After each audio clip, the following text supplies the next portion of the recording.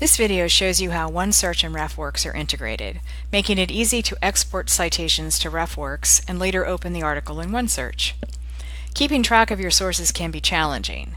The RefWorks tool makes building and organizing your citations easier, and with the integration with OneSearch, creating a source list is almost seamless.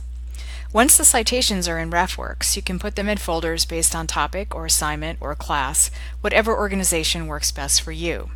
So let's see how this works.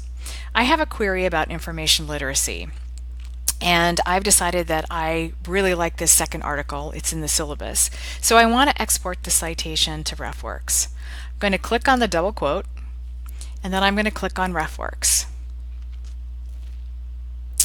I'm going to be given the choice between Legacy RefWorks and the new RefWorks. Currently, San Jose State is using the Legacy RefWorks, so I'm going to click on that. Then I'm presented with the RefWorks sign-in screen. So you probably have a user ID for RefWorks at this point, but if you haven't, you'll need to go ahead and get that set up before you can continue. I'm going to go ahead and log in with my credentials and then show you what things look like once the import completes. When the import completes, you'll get a status screen. So this shows me that one reference was imported.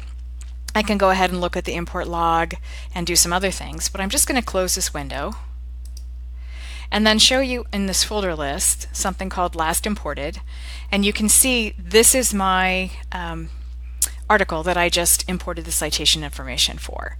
Now note that this is not the actual article, this is just the citation.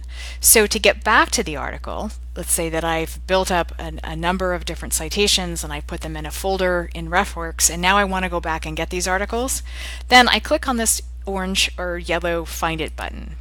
That's the actual link back to OneSearch, where it's going to go find that article for me or that source for me and present the standard options on the detail page for that particular item.